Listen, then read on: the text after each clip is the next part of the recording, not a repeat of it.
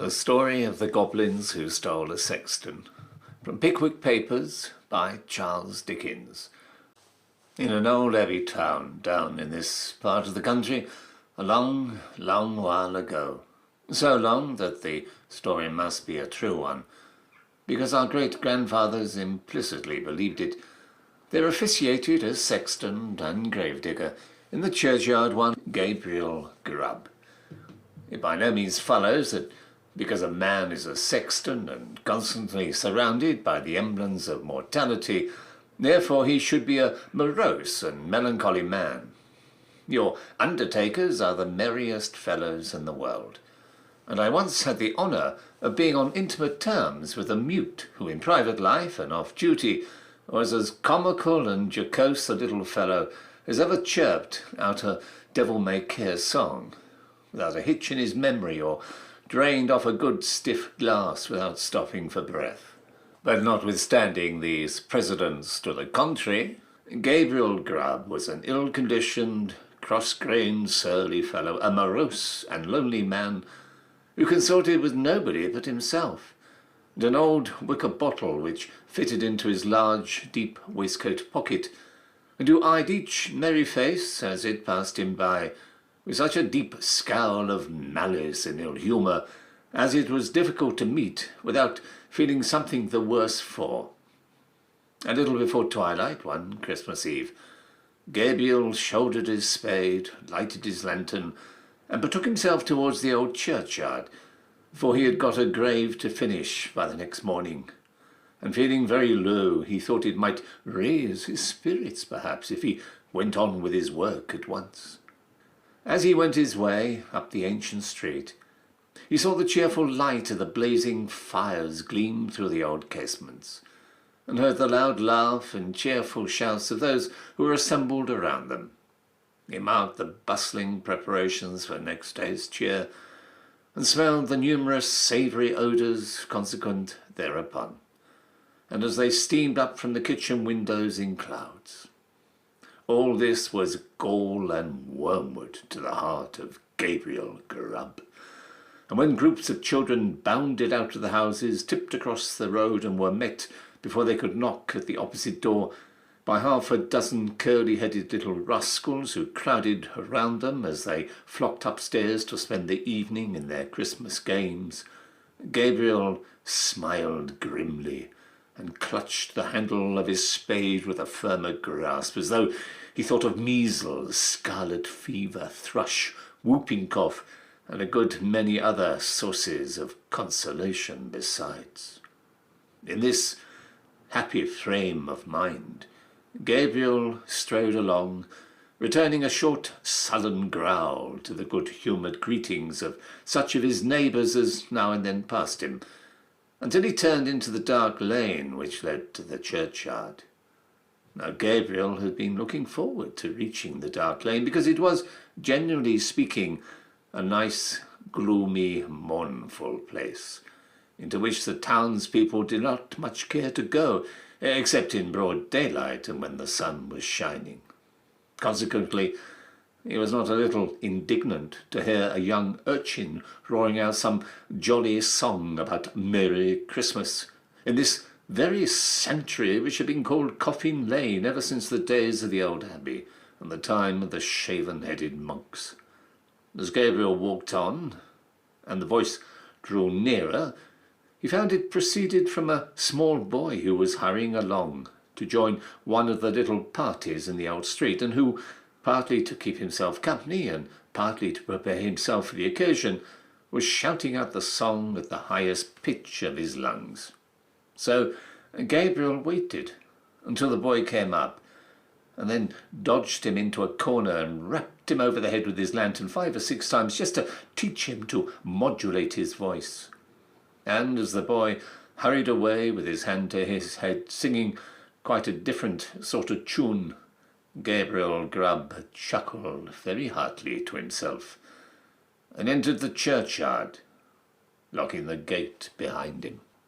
He took off his coat, set down his lantern, and getting into the unfinished grave, worked at it for an hour or so with right good will. But the earth was hardened with frost, and it was no easy matter to break it up and shovel it out. And although there was a moon, it was a very young one, and shed little light upon the grave, which was in the shadow of the church. At any other time these obstacles would have made Gabriel Grubb very moody and miserable, but he was so well pleased with having stopped the small boy singing that he took little heed of the scanty progress he made, and looked down into the grave when he had finished work for the night, with grim satisfaction, murmuring as he gathered up his things, "Brave lodgings for one, brave lodgings for one, a few feet of cold earth when life is done, a stone at the head, a stone at the feet, a rich juicy meal for the worms to eat, rank grass overhead and damp clay around, brave lodgings for one, these in holy ground." "Oh," laughed Gabriel Grubb, as he sat himself down on a flat tombstone which was a favourite resting place of his, and drew forth his wicker bottle.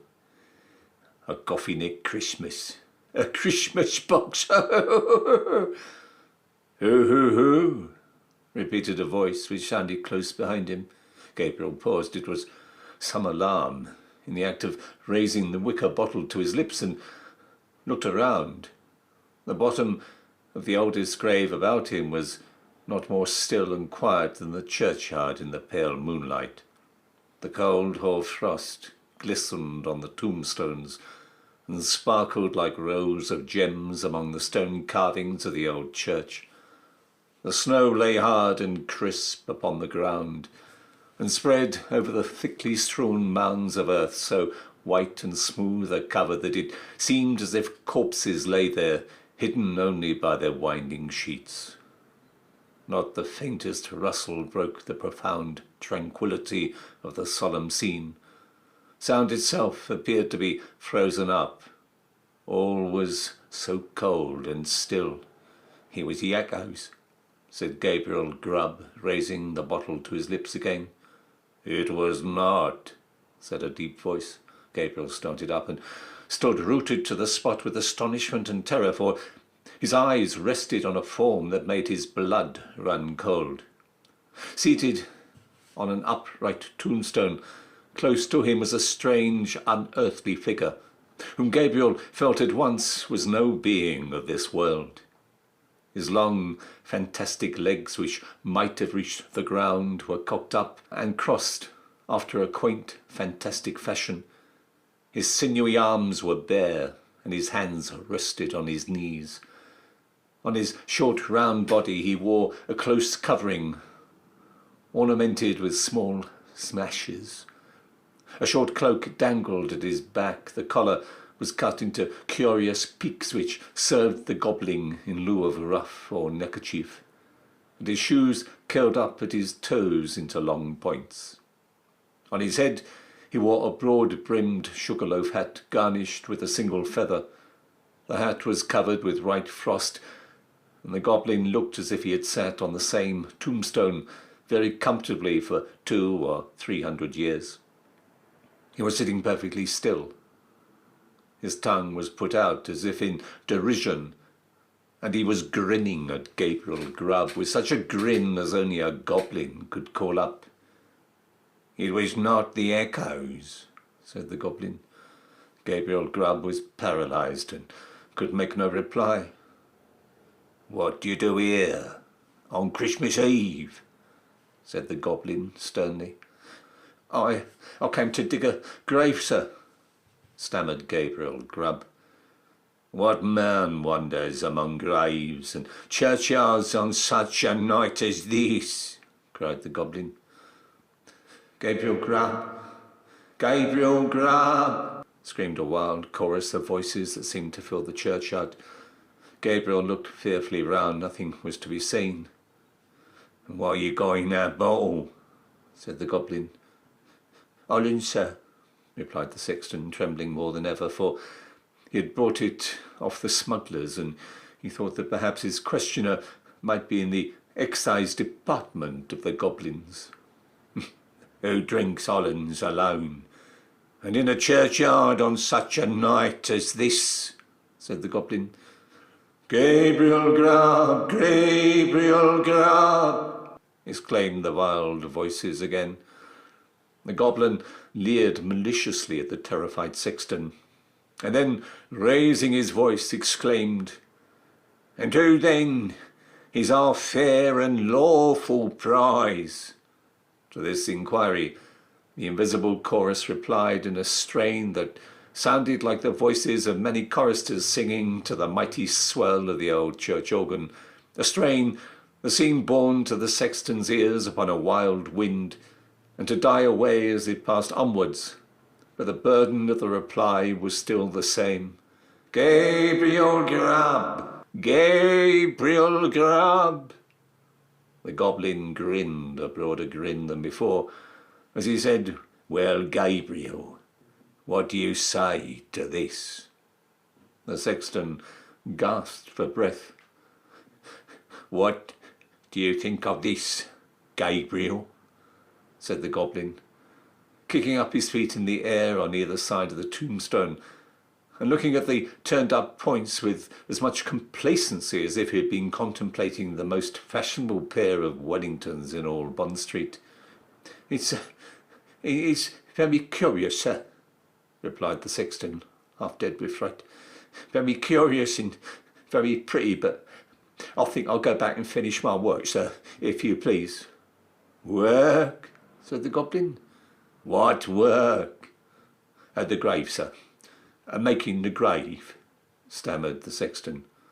"Oh, the grave, eh?" said the Goblin. "Who makes graves at a time when all other men are merry, and takes a pleasure in it?" Again the mysterious voices replied, "Gabriel Grubb, Gabriel Grubb." I'm afraid my friends want you, Gabriel," said the Goblin, thrusting his tongue further into his cheek than ever, and a most astonishing tongue it was. "I'm afraid my friends want you, Gabriel," said the Goblin. "Under favour, sir," replied the horror-stricken Sexton. I don't think they can, sir. They don't know me, sir. I don't think the gentlemen have ever seen me, sir." "Oh, yes, they have," replied the Goblin. "We know the man with the sulky face and grim scowl that came down the street tonight, throwing his evil looks at the children and grasping his burying spade the tighter. We know the man who struck the boy in the envious malice of his heart, because the boy could be merry and he could not. We know him, we know him." Here the Goblin gave a loud, shrill laugh, which the echoes returned 20-fold, and throwing his legs up in the air, stood upon his head, or rather upon the very point of his sugar-loaf hat, on the narrow edge of the tombstone, whence he threw a somerset with extraordinary agility right to the Sexton's feet, at which he planted himself in the attitude in which tailors generally sit upon the shop-board. "I'm afraid I must leave you, sir," said the Sexton, making an effort to move. "Leave us?" said the Goblin. "Gabriel Grubb going to leave us? Ho, ho, ho!" As the Goblin laughed, the Sexton observed for one instant a brilliant illumination within the windows of the church, as if the whole building were lighted up. It disappeared, the organ pealed forth a lively air, and whole troops of goblins, the very counterpart of the first one, poured into the churchyard and began playing at leapfrog with the tombstones, never stopping for an instant to take breath, but overing the highest among them, one after the other, with the most marvellous dexterity. The first goblin was a most astonishing leaper, and none of the others could come near him. Even in the extremity of his terror, the Sexton could not help observing that, while his friends were content to leap over the common-sized gravestones, the first one took the family vaults, iron railings and all, with as much ease as if there had been so many street posts. At last The game reached to a most exciting pitch. The organ played quicker and quicker, and the goblins leaped faster and faster, coiling themselves up, rolling head over heels upon the ground, and bounding over the tombstones like footballs. The sexton's brain whirled round him with the rapidity of the emotion he beheld, and his legs reeled beneath him, as the spirits flew before his eyes, when the Goblin King, suddenly darting towards him, laid his hand upon his collar, and sank with him through the earth. When Gabriel Grubb had time to fetch his breath, which the rapidity of his descent had for the moment taken away, he found himself in what appeared to be a large cavern, surrounded on all sides by crowds of goblins, ugly and grim. In the centre of the room, on an elevated seat, was stationed his friend of the churchyard, and close behind him stood Gabriel Grubb himself, without power of motion. "Cold tonight?" said the king of the goblins. "Very cold. A glass of something warm here." At this command, half a dozen officious goblins, with a perpetual smile upon their faces, whom Gabriel Grubb imagined to be courtiers on that account, hastily disappeared, and presently returned with a goblet of liquid fire, which they presented to the king. "Ah!" cried the goblin, whose cheeks and throat were transparent as he tossed down the flame. "This warms one indeed. Bring a bumper of the same for Mr. Grubb." It was in vain for the unfortunate Sexton to protest that he was not in the habit of taking anything warm at night. One of the goblins held him, while another poured the blazing liquid down his throat. The whole assembly screeched with laughter as he coughed and choked and wiped away the tears which gushed plentifully from his eyes after swallowing the burning draught. "And now," said the king, fantastically poking the taper corner of his sugar-loaf hat into the sexton's eyes, and thereby occasioning him the most exquisite pain. "And now, show the men of misery and gloom a few of the pictures from our own great storehouse." As the goblin said this, a thick cloud which obscured the remoter end of the cavern rolled gradually away, and disclosed, apparently at a greater distance, a small and scantily furnished but neat and clean apartment. A crowd of children were gathered round a bright fire, clinging to their mother's gown and gambolling around her chair. The mother occasionally rose and drew aside the window curtain, as if to look for some expected object. A frugal meal was readily spread upon the table, and an elbowed chair was placed near the fire. A knock was heard at the door. The mother opened it, and the children crowded round her and clapped their hands for joy as their father entered. He was wet and weary, and shook the snow from his garments, as the children crowded round him, and seizing his cloak, hat, stick, and gloves, and with busy zeal ran with them from the room. Then, as he sat down to his meal before the fire, the children climbed about his knee, and the mother sat by his side, and all seemed happiness and comfort. But a change came upon the view, almost imperceptibly. The scene was altered to a small bedroom, where the fairest and youngest child lay dying. The roses had fled from his cheek, and the light from his eyes, and even as the sexton looked upon him with an interest he had never felt or known before, he died. His young brothers and sisters crowded round his little bed, and seized his tiny hand, so cold and heavy, but they shrank back from its touch and looked with awe on his infant face, for calm and tranquil as it was, and sleeping in rest and peace as the beautiful child seemed to be, they saw that he was dead, and they knew he was an angel, looking down upon and blessing them from a bright and happy heaven. Again the light cloud passed across the picture, and again the subject changed. The father and mother were old and hopeless now, and the number of those about them was diminished more than half. But content and cheerfulness sat on every face. and beamed in every eye as they crowded round the fireside and told and listened to old stories of earlier and bygone days.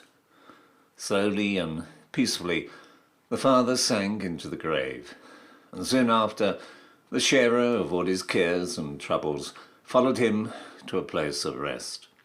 The few who yet survived in them kneeled by their tomb and watered the green turf which covered it with their tears, then rose and turned away sadly and mournfully, but not with bitter cries or despairing lamentations, for they knew that they should one day meet again. And once more they mixed with the busy world, and their content and cheerfulness were restored. The cloud settled upon the picture and concealed it from the sexton's view. "What do you think of that, then?" said the goblin, turning his large face towards Gabriel Grubb. Gabriel murmured out something about it being very pretty and looked somewhat ashamed as the goblin bent his fiery eyes upon him. "You are miserable man," said the goblin in a tone of excessive contempt. "You—" He appeared disposed to add more, but indignation choked his utterance, so he lifted up one of his very pliable legs, and flourishing it above his head a little, to ensure his aim, administered a good sound kick to Gabriel Grubb, immediately after which all the goblins in waiting crowded round the wretched sexton, and kicked him without mercy, according to the established and invariable custom of courtiers upon earth, who kick whom royalty kicks, and hug whom royalty hugs. "Show him some more," said the king of the goblins. At these words the cloud was dispelled, and a rich and beautiful landscape was disclosed to view. There is just another to this day within half a mile of the old abbey town. The sun shone from out the clear blue sky, the water sparkled beneath his rays, and the trees looked greener and the flowers more gay beneath his cheering influence. The water rippled on with a pleasant sound. The trees rustled in the light wind that murmured among their leaves.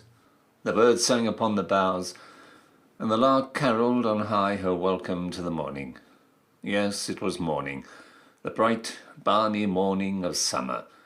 The minutest leaf, the smallest blade of grass was instinct with life. The ant crept forth to her daily toil. The butterfly fluttered and basked in the warm rays of the sun. Myriads of insects spread their transparent wings and revelled in their brief but happy existence. Man walked forth, elated with the scene, and all was brightness and splendour. "You miserable man," said the king of the goblins, in a more contemptuous tone than before, and again the king of the goblins gave his leg a flourish. Again it descended on the shoulders of the sexton, and again the attendant goblins initiated the example of their chief. Many a time the cloud went and came, and many a lesson it taught to Gabriel Grubb, who, although his shoulders smarted with pain from the frequent application of the goblin's feet thereunto, looked on with an interest that nothing could diminish. He saw that men who worked hard and earned their scanty bread with lives of labour were cheerful and happy, and that to the most ignorant the sweet face of nature was a never-failing source of cheerfulness and joy. He saw those who had been delicately nurtured and tenderly brought up cheerful under privations, and superior to suffering that would have crushed many of a rougher grain, because they bore within their own bosoms the materials of happiness, contentment, and peace. He saw that women, the tenderest and most fragile of all God's creatures, were the oftenest superior to sorrow, adversity, and distress. And he saw that it was because they bore in their own hearts an inexhaustible wellspring of affection and devotion.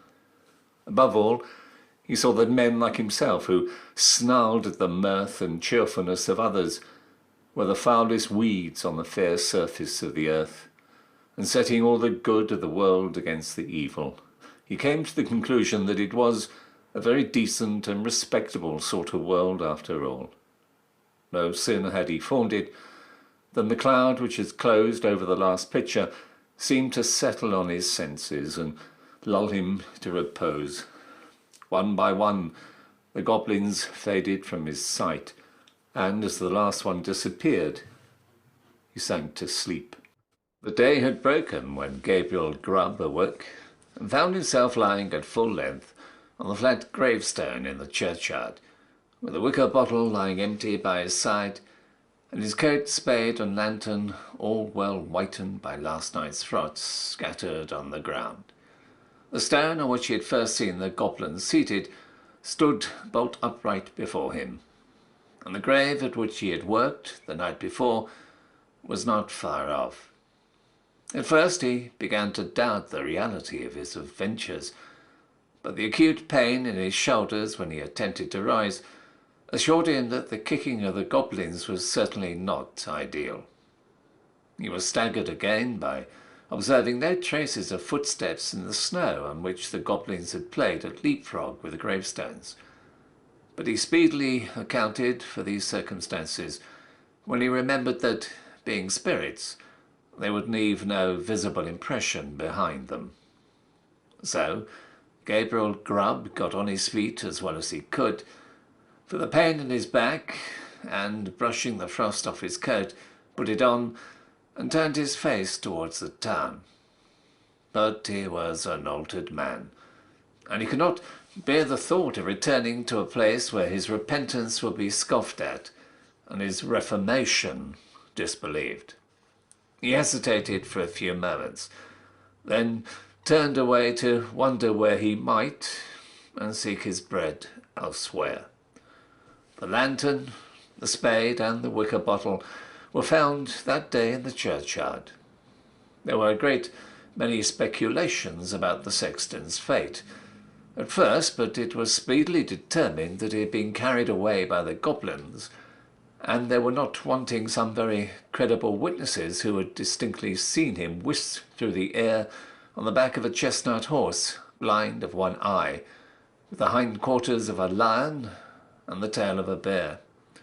At length this was devoutly believed, and the new sexton used to exhibit to the curious, for a trifle emolument, a good-sized piece of the church weathercock, which had been accidentally kicked off by the aforesaid horse in his aerial flight, and picked up by himself in the churchyard a year or two afterwards. Unfortunately, these stories were somewhat disturbed by the unlooked-for reappearance of Gabriel Grubb himself some 10 years afterwards, a ragged, contented, rheumatic old man.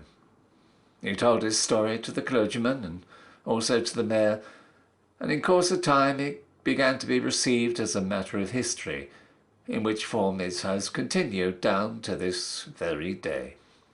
The believers in the weathercock tale, having misplaced their confidence once, were not easily prevailed upon to part with it again. So they looked as wise as they could, shrugged their shoulders, touched their foreheads, and murmured something about Gabriel Grubb having drunk all the Hollands, and then fallen asleep on the flat tombstone, and they affected to explain what he supposed he had witnessed in the Goblin's cavern by saying that he had seen the world and grown wiser. But this opinion, which was by no means a popular one at any time, gradually died off, and be the matter of how it may be, as Gabriel Grubb was afflicted with rheumatism to the end of his days. This story has at least one moral, if it teach no better one, and that is that if a man turns sulky and drink by himself at Christmas time, he may make up his mind to be not a bit better for it.